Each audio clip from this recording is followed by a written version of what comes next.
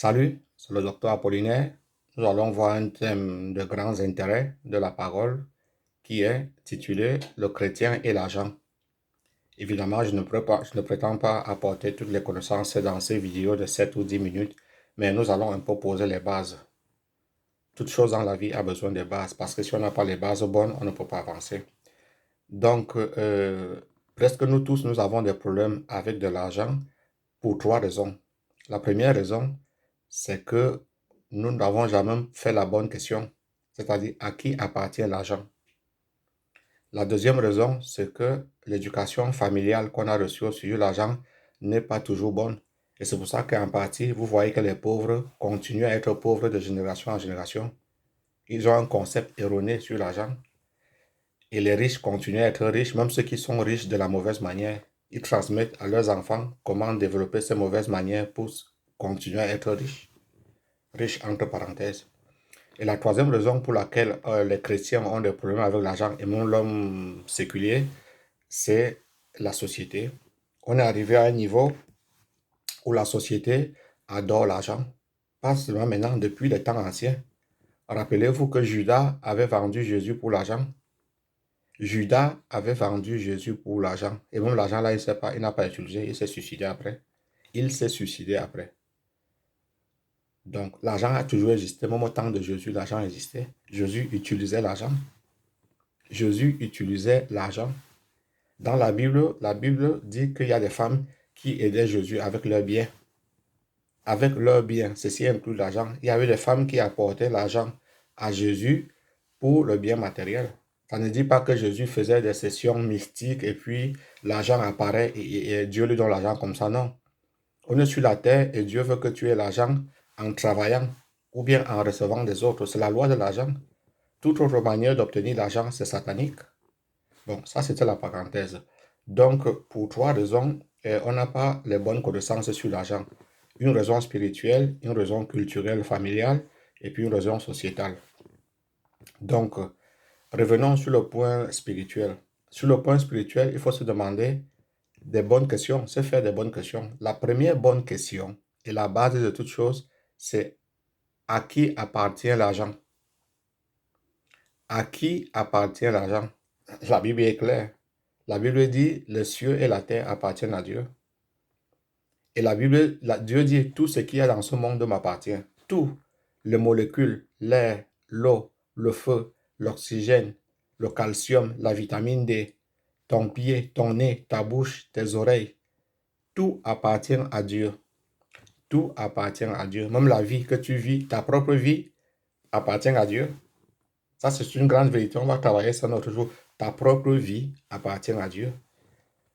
Donc, il y a un verset en Agé, je crois, Agé 2:8, qui dit, l'or et l'argent m'appartiennent. Dieu a répondu à cette question depuis.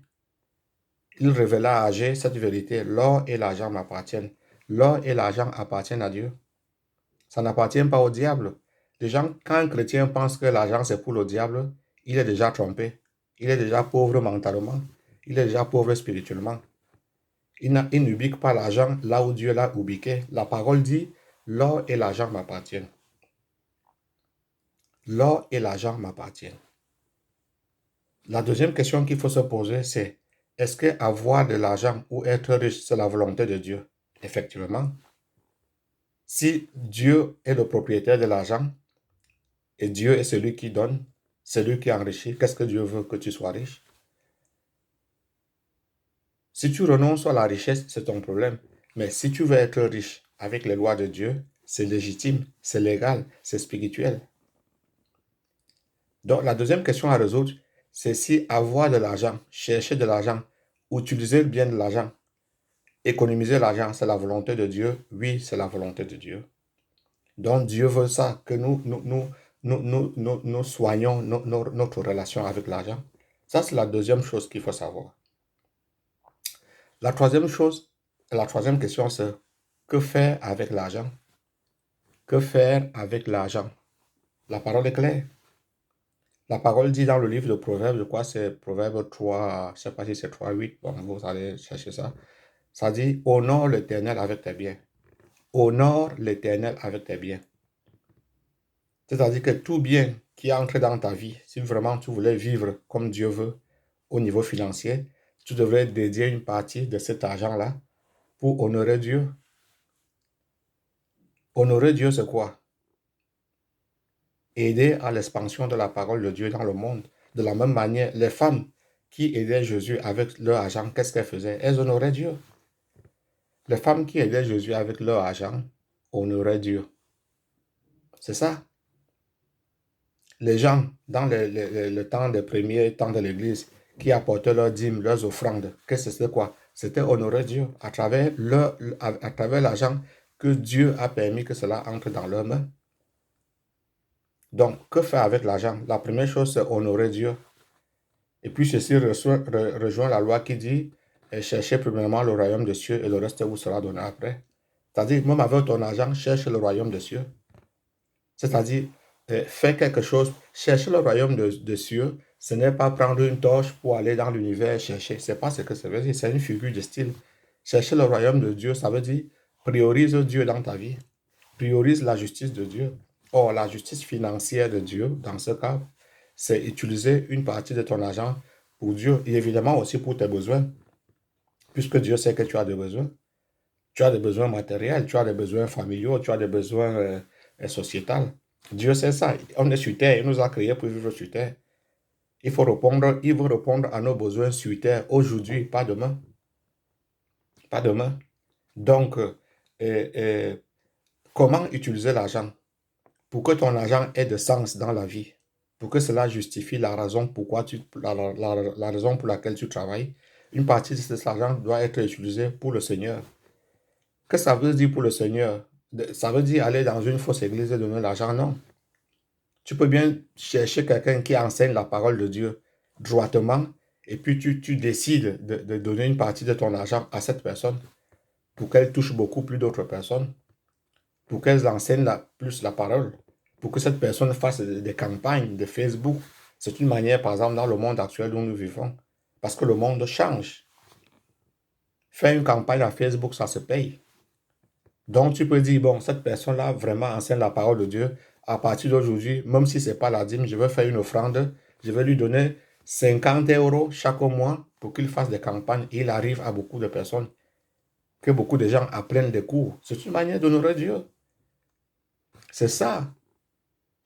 Et quand tu fais ça, tu vas même voir que Dieu va te bénir dans ton travail. Tu vas commencer à grimper. Tu n'as pas besoin de faire des rituels magiques, aller pactiser avec le Satan ou entrer dans des sectes stupides. Non. Quand tu appliques les principes de Dieu, tu vas voir que Dieu te protège et tu vas voir que même dans ton travail, tu commences à avancer. C'est ça la parole de Dieu. C'est-à-dire que commence à mettre Dieu premièrement dans tes finances. Au niveau financier, pour mettre Dieu premièrement, c'est commencer à utiliser ton argent, une partie, pour appuyer les choses de Dieu. Maintenant, il faut faire attention là où tu appuies. Il ne faut pas donner ton argent aux brigands. Il ne faut pas donner cet argent-là dans des fausses églises, aux faux pasteurs.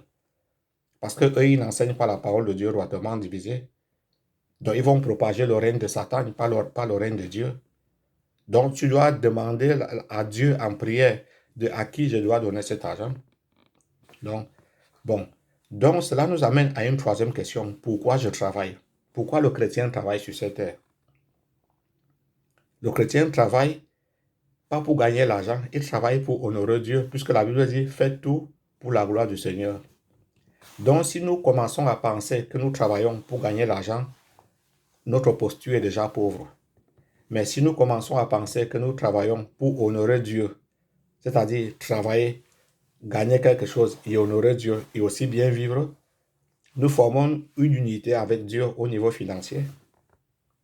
Nous formons une unité avec Dieu. Nous alignons les principes de nos vies financièrement avec Dieu. C'est une partie de l'utilisation des finances. Donc, en résumé, puisque je ne veux pas faire de longues vidéos, juste des vidéos de 10 minutes, en résumé, l'argent appartient à Dieu. La volonté de Dieu est que nous ayons l'argent. Et la volonté de Dieu aussi est que nous utilisons une partie de cet argent pour bouger la parole dans le monde. Et si nous n'avons pas la parole à enseigner, nous appuyons ceux qui enseignent la parole. C'est pour ça que vous allez voir, même derrière les grandes, entre parenthèses, églises, il y a toujours des gens financiers qui mettent l'argent. C'est ça. Il faut mettre l'argent. Mais tristement, les gens souvent mettent l'argent dans des mauvais endroits. Mais le principe de mettre l'argent pour appuyer la parole de Dieu, c'est divin. C'est aussi un principe que le diable récupère. Hein. Même dans les sectes, les gens mettent de l'argent. Ils mettent l'argent en recherche de pouvoir. Ils mettent l'argent en recherche de je ne sais pas quoi. Ils font des choses en recherche de l'argent. Nous, Dieu, la parole nous dit de travailler avec nos mains, de travailler avec joie, de travailler comme pour le Seigneur. Mais ça dit aussi que ce qu'on a gagné, qu'on rende une partie à Dieu. Qu'on rende une partie à Dieu avec joie, pas avec tristesse, avec croyance et avec joie. Donc j'espère qu'on a vu quelques bases fondamentales de la relation du chrétien avec l'argent.